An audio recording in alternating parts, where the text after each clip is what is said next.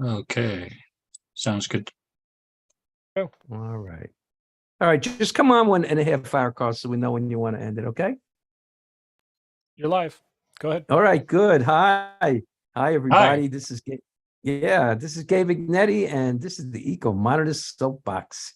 And we have with us a special guest today, Rick Maltese. Rick Maltese has a new YouTube show called Under the Hood. So how you doing, Rick? Yeah. What's under the hood? Yeah, it's I'm What's doing under the well, hood? thanks. Right. Yeah, I'm busy these days. I was doing, when COVID started, I needed to find employment because of my music gigs were kind of disappeared, as everyone knows, if they were in the arts, and Yeah. so and every other profession. But I needed a source of income, so I ended up getting a job at technical support, people that had trouble with their iPhones and their computers, and so I learned to become somewhat of a Mac specialist, and but the job was getting to me. I didn't have time for my projects, and you're probably noticing I'm more I'm around more often these days. That's because of my quitting that day job. Yeah. Yeah. But I'm excited about this project. What's under the hood? I've already done 3. I added an old one that I did with Ed File about Elysium, and they've changed their name recently. Can't remember what the new name is. But yeah, it also starts with an E. Do you remember that? What he calls his new Ed File? I didn't know they changed it. Yeah, and so anyway, so I've done 3, one on the can-do, one on the light, it's called low pressure water reactor, and another one on the BWRX 300, and yeah, so those were fun to do, and so I've got a podcast channel, and that's a recent thing that YouTube offers. I don't really find it all that amazing yet. I imagine they're going to improve on the platform, but I thought I'd give it a start. Yeah. So, but good, I like man. what you guys have been doing. You guys have been busy. Yeah. It's kind of been. I remember the old days when we did some podcasts together, and we co-hosted. That was fun. Yes, it was. It was very nice. We did some very good shows back then. Yeah. Very good shows. Now I'm all video. I'm doing all video, as you can see. You mean I'm totally into the video format. You're addicted to the live thing, you mean? Is that what you mean?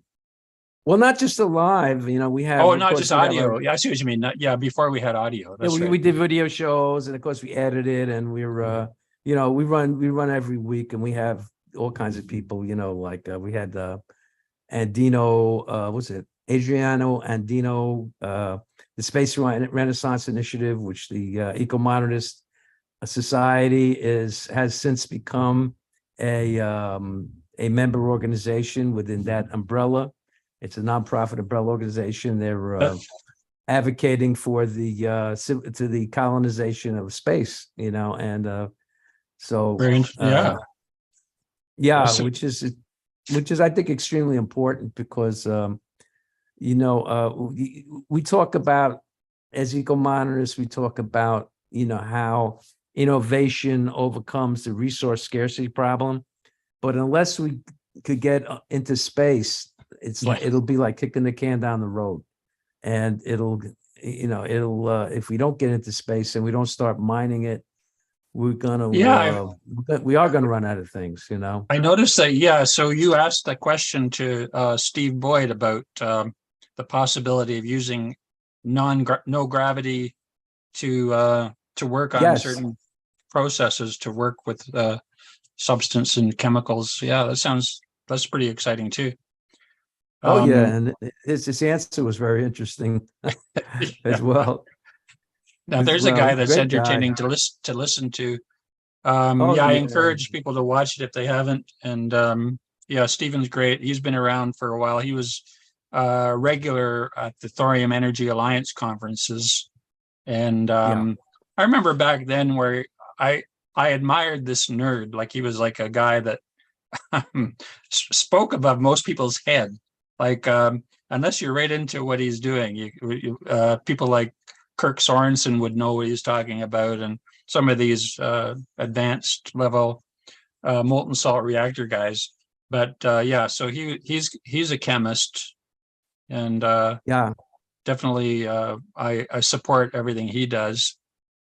And I love his enthusiasm. I tell you, he's like when he does his work, he's like a kid in a he's like a grown kid. He's like just he's just beaming with enthusiasm and Yeah, yeah, and I yeah. love it. I love it. Great guy.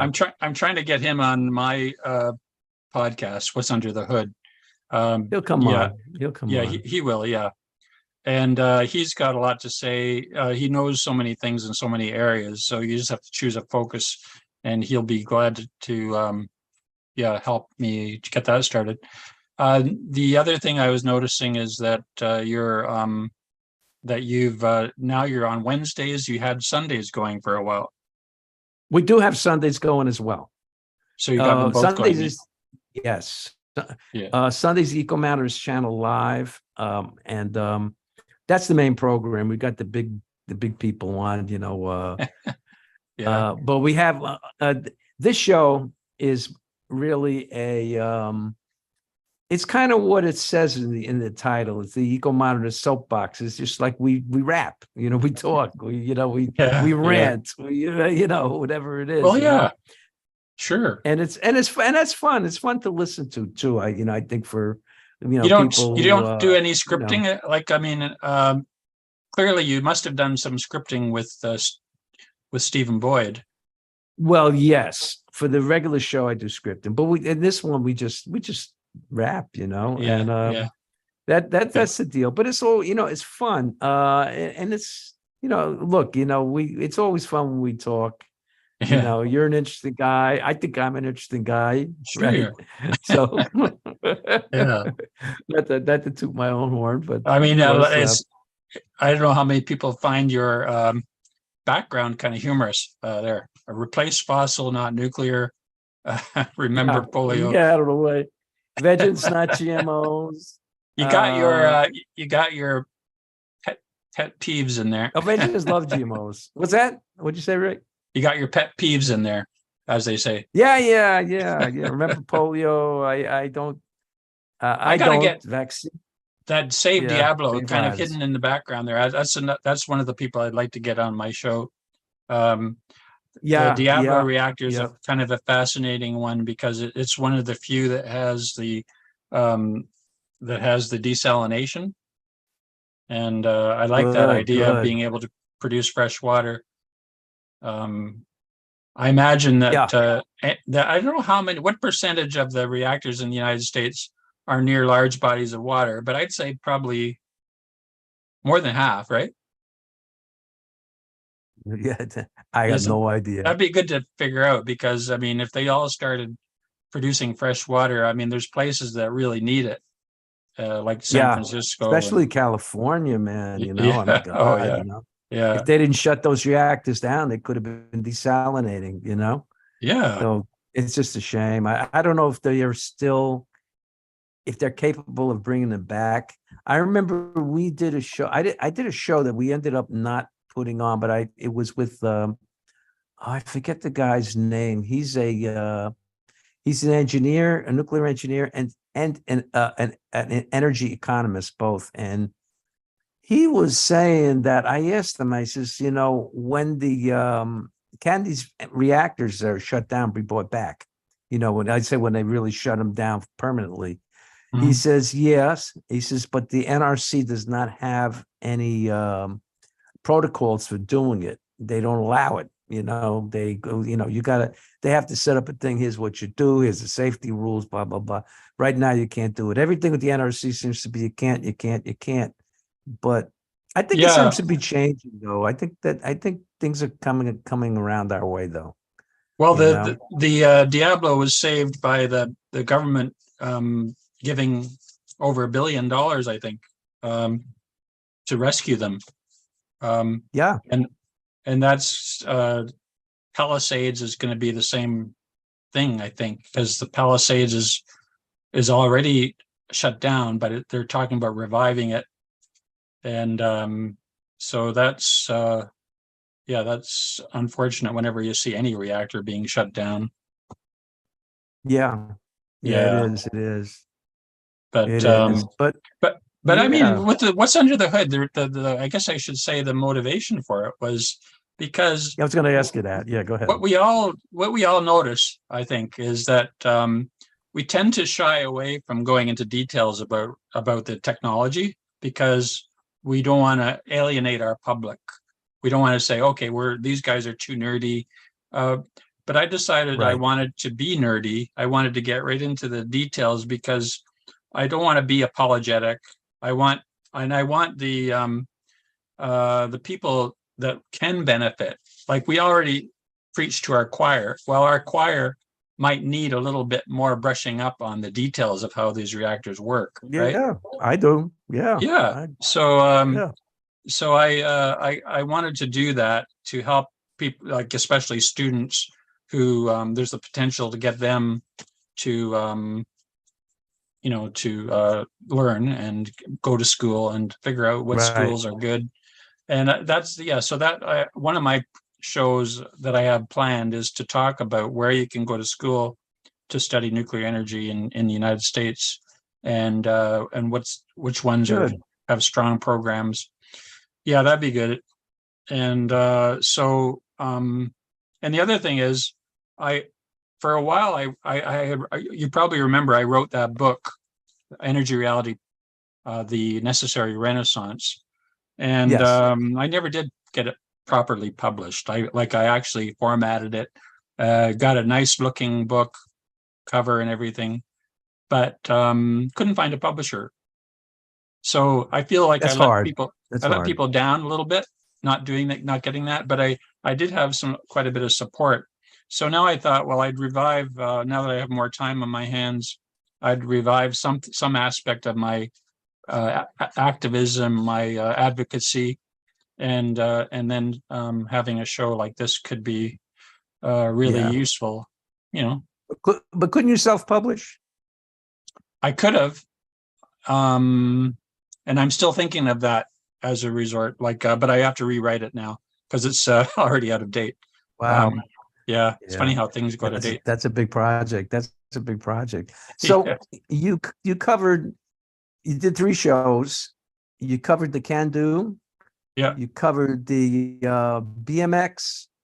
And you covered what? BWRX. Yeah, BWRX, right? yeah, I That forget shows how that too. much I know there, right? And you covered one more, which I Yeah, forget. the What was low it? pressure water reactor. It's a prototype. It's not even a prototype. It's a paper uh a paper reactor. It's on paper, right? Right, right. But he's got a patent for it. So at least he did that. But he was a very good speaker, one of the more entertaining in terms of being able to speak well and yeah. So I had a good time talking with him. He was from Malaysia, and he uh, uh, he got his schooling in, believe it or not, in Ontario. He went to Ottawa, All and right. and then that Carleton University, and then got his engineering in electrical engineering, and then realized how important hydro is and how important nuclear energy is. And then he went to the UK to finish a degree, postdoctoral, I guess, or yeah.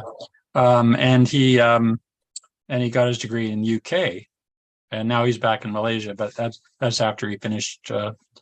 Yeah, so that was pretty fascinating, and yeah, I Great. hope people Great. can see the path that people take to get to these places. I think it's good to interview and find out how people arrived at their conclusions, why they favor a certain reactor is interesting.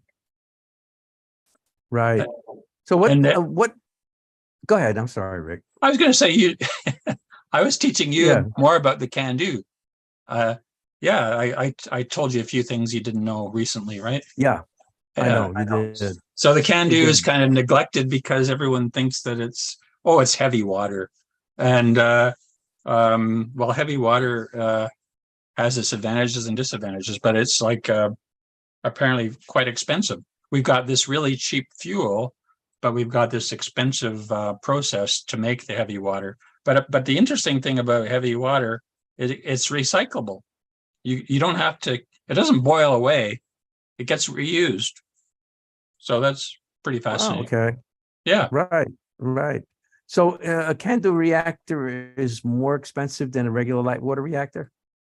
No, not really. But it's just that the what is expensive is the heavy water. But as a unit, we actually have quite cheap fuel, and it's from what I understand, it's actually cheaper than fuel because it is unenriched, right? It's not enriched fuel, so we get that turned into pellets, just the way they do the enriched fuel that you guys use for your Right.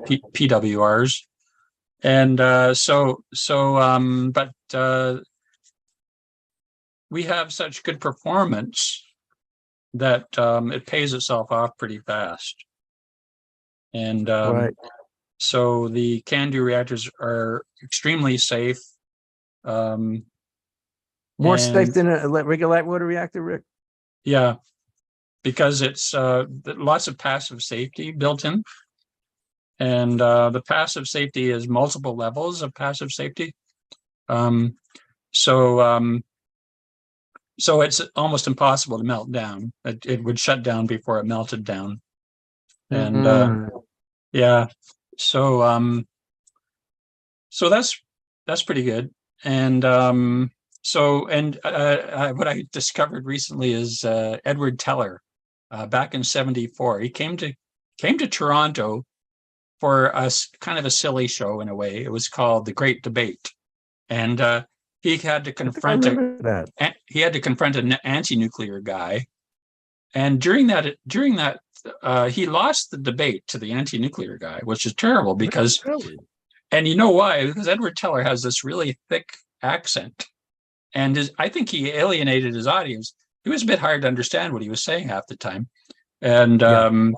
but the other guy was pretty smooth, and his claim to fame, I guess, was having won that debate back, and so he became quite an anti-nuclear guy. Kept it up, but Edward Teller during that interview said that his favorite nuclear reactor is the can-do. Yeah. And I Well, thought that was pretty. Edward Teller, I mean, he was kind of like considered to be like Dr. Strangelove, you know? Yeah, he was, Yeah, you know, well, he except was, yeah, but he was a true physicist, and yeah. he knew what he was talking about. Yeah, Oh yeah, absolutely. Absolutely. yeah, Absolutely. Well, he was a big cold warrior, if I remember. And he was like very right wing and very hawkish and to an extreme degree. And I think that's what so people didn't like him from the get-go. he So I also think he also predicted climate change way back in '59, I think. wow. Yeah. So, like he was mainly, large, and he was a big proponent, a big supporter of Weinberg, Alvin Yeah. Weinberg, and so yeah, so he's yeah, that was pretty. I was kind of proud to have discovered that video because I told my group, the Canadians for Nuclear Energy, about it, and they said, "Wow," because that's funny because Chris Kiefer, who's the president of Canadians for Nuclear Energy, Yeah. Great, he great. He does he had a such debate good work. with the same guy. So his debate Oh, went that's pretty. yeah. I heard I listened to it. That Yeah. was what was his name? That Oh, fella? I Do you remember? it He's kind of very escapes me right now. Gordon Edwards, I That's think. right. You got it. Very good. Okay, yeah, Yeah. he's very famous, and he's I think also a nuclear physicist, I believe himself. Not really. No, he's got a mathematics No, he's degree. not. Yeah. Oh, Mathemat. mathematics Yeah. degree. Okay. and but he seemed to be pretty well schooled, like he taught himself a lot, and now he goes around to these anti-nuclear groups and shares his beliefs about possible proliferation and all that. Yeah, But he's been doing it as long as Eldon Caldecott, if not longer. yeah, Actually, he's yeah, I think he's part of Physicians for Social Responsibility. He's like he's yeah. like one of their brain trusts, whatever. So So yeah, they have a habit of planting people in their audience, and they come up and ask questions that help the guy, when he's trying to be persuasive, and that's what yeah, happened yeah. with yeah. So I heard I seen Chris Kiefer done a great job, and the audience was very anti-nuclear. I didn't see anyone came on that I remember that was pro, and they were all like, they all came on, they made speeches, and yeah, largely but because we're gonna. it was planned by them. There's a funny photograph. You know that Chris is over six. I don't know. He's close to 7 feet tall, and he's got these two What? guys. He's got his arms around the two people that organized the event, and that was including Edwards and the woman. I've forgotten her name, but they look like little midgets beside him. It's pretty funny. But excuse the expression. I shouldn't say that, but yeah. So that's kind of amusing, that moment, and yeah, Yeah. maybe I'll share that But photo I with tell you. you what, though, Chris was a great debater. But anyhow, getting back to your show. Yeah. Okay. Like, what, having done all these shows, what do you think of these designs? Are they complementary or are they competitive? Oh, you mean are they different types of designs, you mean? The different designs, because you had three different designs that Yeah, well, you know. the way I look at them is they're all wonderful works of machinery. Like the fact that that's one of the things that you could say that's great about nuclear energy, is that there's so many ways to make a nice nuclear reactor. And everyone has their own, all these engineers have their own opinions, and especially entrepreneurs who are trying to create their own are going to come up and explain why they chose their path, right? And that doesn't mean it's a wrong path or a better path. It's just their particular favorite. Like, for Right. example, Stephen Boyd had another interesting debate with Mark Nelson, and they're both debating why their idea is better than the others. I don't know if you've seen that. It's a good one to watch too, because I it's didn't see that. kind of comical, because both of them are kind of clever, and you can tell they like each other, and but they're supposed to be at each other's throats, like trying to say why theirs is better. But it's kind of a parody the way they act. But anyway, I yeah. tell you, I wish they would just build them all. The federal government just put out the money, build all of them, and let them operate, and then find out what's the best one in real time. Yeah, I keep wanting to remind people how much of a setback the Nuclear Regulatory Commission is, how their rules, how they're run by non-nuclear scientists, and they're like the idea that they don't have any engineers on the board of directors, and like it's kind of crazy, really. Why do they want to let these people? They take so long that they have to charge an enormous fortune to license them. They have to charge an enormous fortune just to apply for it. Just the application itself. Yeah. Like it's ridiculous. And I think people forget to mention that. It's almost like I use almost every opportunity I can to say the Nuclear Regulatory Commission has held back nuclear ever since they were formed. Yeah. And that was, when was it? What year? Do you remember what year that was? That was since 3 Mile Island. After 3 Mile Island, wasn't the NRC back in the 70s or whatever? Yeah. Yeah, but they used to be. I think it was a result of 3 Mile Island. I might be wrong about that. Yeah, and but they were that they had a fantastic record of producing all those nuclear reactors in a short space of time, the Americans and you guys, and also France. So it can be done, but because of regulations and anti-nuclear groups, slowed down the progress immensely. Right. Well, did so you see our show with Robert Zubin? It was talking about his book. What was it called? Oh yeah. I don't A remember. nuclear planet. Oh no, it's not a nuclear planet. That's Maloney. Yeah. The case for nuclear. That's what it was. Oh, okay. Oh, okay. And yeah, and he went into a whole thing. It was very interesting about how ridiculous and punitive actually the rules are. Yeah, And totally. and it's discriminatory as well, because I mean, if they use those kind of standards on the fossil fuel industry, I mean, we'd be paying I don't know, $25 a gallon for gas or something, Mhm.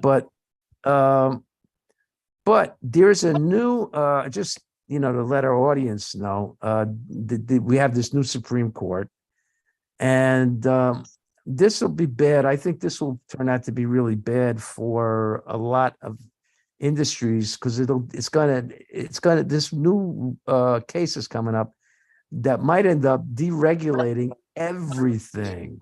And what it says is, what's going before the court is that any regulation, that all the regulatory agencies have no authority to regulate anybody, that they just can function. The only function they have is to enforce the regulations that are made by Congress, and Congress has to approve every regulation.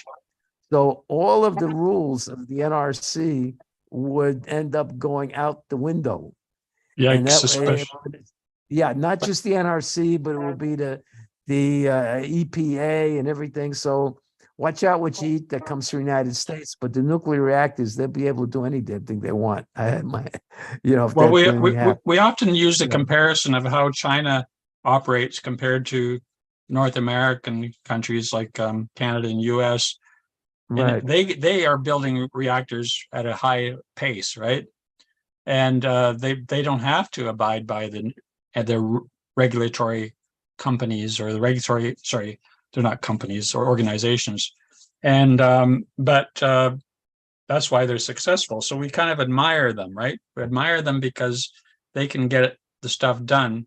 At the same time, we hate them because they're stealing our ideas that we should be able to do ourselves, and we can't, Right. because we're of the limitations. So that we really definitely have to wake up, and as governments, it's all government blocked, really. I mean, even when Trudeau said he was pro-nuclear, he had to hire Gibault, who was anti-nuclear for most of his career, and then he's the environment minister. And only recently he actually came around and said that we do need nuclear. So we were happy about that. Wait, who said that? The minister, you're saying? Yeah, the Minister of the Environment has changed his mind, which is All right. largely due to our group called the Canadians for Nuclear Energy, and Chris Kiefer. It was most instrumental because he went on dozens of radio shows where maybe I'm exaggerating, but a couple of dozen at least. And he spoke about it, and he does very well, explaining why we need it. And the last thing we promoted was that we need 10 more in Ontario, 10 more reactors. Yeah. I'd say he's one of the best spokesmen. I'd say him and Eric Meyer are the two best. Eric Meyer does spokesmen we great, have. and so does Mark Nelson. And Mark Nelson, by the way, goes by Energy Bants, which is kind of funny. And I admire him. He's a pianist too. On some of the decoupled podcasts, you see him play piano at the beginning. But anyway, okay. But he was advisor, and still is, I believe, to Michael Schellenberger. And Michael doesn't seem to be talking about nuclear anymore at all. He's kind of gone a little bit political, and Yeah, a Yeah, lot so political, actually. yeah, and he wrote those Yeah. two books. So I would like to see he's focusing mostly on San Francisco, but I'd like to see him go back to his other book, Apocalypse Never, was it? Or Yeah, what was it called? Apocalypse Never. Right. Yeah. Yep. Okay. um, Yeah. yeah, but anyway, so that's interesting stuff, and yeah. So yeah. So anyway, I think people should uh, start getting on the bandwagon against the regulatories and get these people in high positions. Like Manchin has the right attitude on nuclear, but everyone dislikes him because he keeps on blocking the Democrats from succeeding in their passing of bills and things, right? Yeah. But he's got the right attitude about the nuclear energy and what it can do. And then there's other people that act like they have the right attitude, but they don't do anything. Yeah. I was Well, thinking of Granholm. Like, what's her name? Granholm? Jennifer Granholm, Yeah, Secretary of Energy. I don't know if she's effective at what she does. I wonder. I don't know. I don't know. But they've been doing good things. I mean, they Yeah, have been doing good things. yeah. They could always do more, but I think the Biden administration, they've been good in that respect, And things have been changing a lot. I mean, Alexandria Ocasio-Cortez Oh has yeah, she used to be anti-nuclear. She originally that was a was huge against. that was a huge success. Her turning around. Yeah, Yeah, she turned around because she went to Fukushima. She, yeah, and she did like a complete 180, a complete, yeah. and I'm happy about that, and it's happening more and more because I think it's becoming more and more obvious that just 100% renewables is not happening. It's just not Um, gonna. You know, Even though these turnarounds are happening, there's clearly a need for people like us to stay active and well, promote yeah, of course, promote of this stuff. course. Yeah, Of course, of course. I mean, it's good to be optimistic, but don't be Pollyannish. Let's put yeah, it that way. I mean, yeah, we have to be pushing the envelope constantly. yeah. And it's imperative. It's Mhm. imperative. It's imperative for the environment. It's imperative for to see a more prosperous world as well. Mhm. I mean, it's I think pre and pro nuclear is the tip of the spear in climate for climate action. Mhm. Yeah, absolutely. So Yeah. yeah, yeah, yeah. Um, So yeah. So anyhow, anything you have to say in conclusion, Rick? well, yeah. So what's under the hood.org is a website I created to promote the podcast. And but I also have a website that's going to be growing and changing called wimmerwit.com. So WIMORWIT, and it's products. I have products that are promoting nuclear energy. That's one of my categories is to have Yeah. nuclear energy, but I also have other categories too. And so yeah, so I'm promoting those two things. I thought I'd mention them both, and hopefully that'll help people promote it and promote nuclear energy. Right. I Yeah, want to thank. Yeah, I want to thank everybody. I'd like to thank you, Rick, and I want to yeah. thank everybody who's joined us live. I don't know how many people we got out there. Uh, and before we end, I just want to mention a little bit about this show. We are going to be every Wednesday, and like I said, it's really kind of a free for all. It's a soapbox, and people out there, if you want to be on this show, you could just come on, But one thing, you have to join the Ecomodernist Society North America.